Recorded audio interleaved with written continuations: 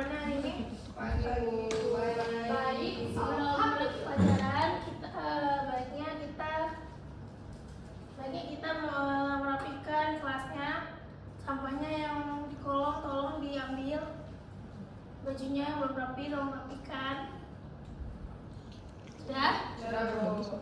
Oke, sebelum mulai pelajaran, baiknya kita membaca doa yang dipimpin oleh Aksiatul. Doa dimulai. Doa selesai. Oke, sebelum ini kita absen dulu ya anak-anak. Desi Sarah, Adiro. Aksiatul Sarah, Hadir Bu.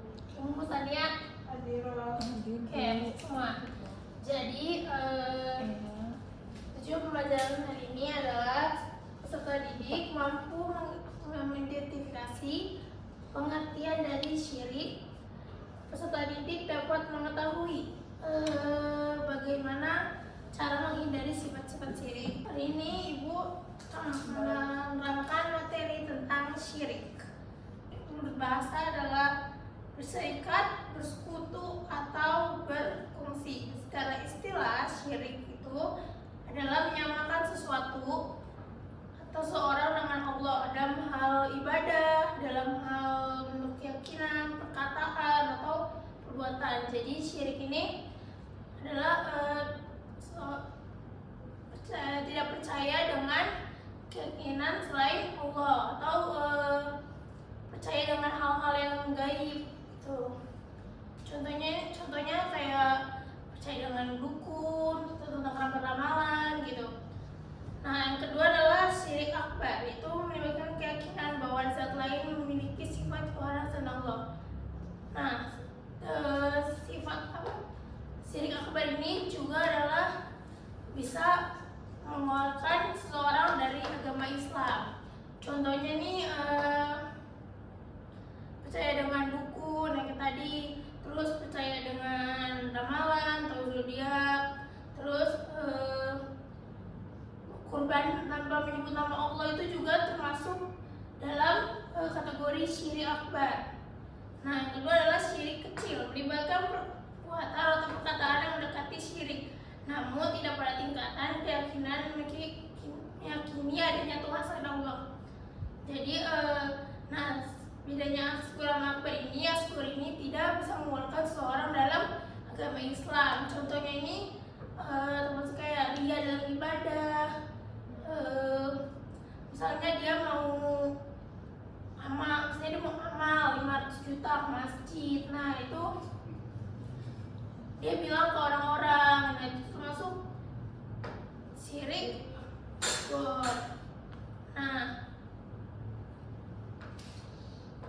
yang selanjutnya adalah cara menghindari syirik, yaitu mempelajari akidah dan tauhid yang benar akan membantu memahami bahwa syirik dan cara menghindarinya, bahaya syirik dan cara menghindarinya. Jadi pentingnya belajar akidah itu adalah untuk kita mengerti bagaimana pengertian syirik dan bagaimana cara kita menghindari sifat syirik ini. Terus yang kedua, menjaga keikhlasan dan beribadah. Kita kalau beribadah itu harus apa? Khusyuk, nggak boleh ria, nggak boleh pamer ke orang-orang. Nah itu. Nah, yang ketiga adalah menjauhi perbuatan, perkataan, atau keyakinan mendekati syirik. Nah, kayak tadi itu kayak percaya dengan jimat, percaya dengan dukun, percaya dengan ramal-ramalan. Nah, yang keempat, perbaikan ibadah, zikir, dan amal soleh untuk memperkuat keimanan kepada Allah. Nah, jadi kita harus memperbanyak ibadah, kita harus memperbanyak zikir, kita harus memperbanyak amal-amal yang baik supaya kita bisa menghindari sifat syirik. Nah, selanjutnya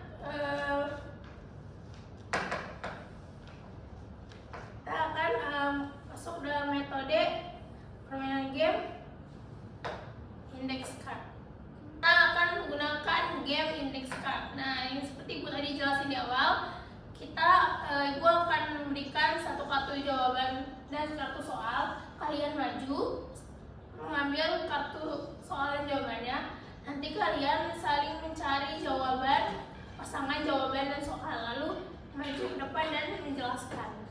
Baik, Bu.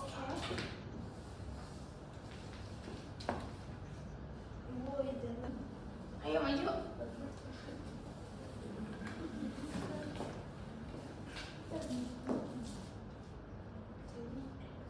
Tahu ini bahasa macam-macam syirik. Syirik akbar dan syirik asghar. Jadi macam-macam syirik ada dua, akbar dan asghar. Oke, terima kasih. Oh, ada yang ingin bertanya? Tidak, Bu. Kalau sudah, ibu akan untuk seorang untuk memberi kesimpulan. Eci, coba berikan kesimpulan. Ya, Bu. Jadi tadi syirik itu dibagi menjadi dua, syirik asghar dan syirik akbar. Syirik itu perbuatan setan tuh, kayak contohnya dia berdukun. Yang sudah ibu jelaskan, coba bagaimana apa pengertian dari syirik? Syirik adalah perilaku menyekutukan Allah. Macam-macam syirik. Macam-macam syirik itu ada dua, yaitu syirik asghar dan syirik akbar. Oke, paham ya semuanya? Paham, Bu? Ibu akan memberikan tugas, yaitu LKS halaman 54.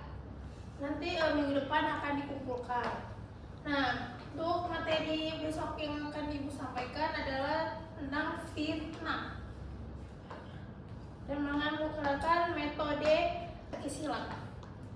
Oke, sebelum kita menutup pelajaran,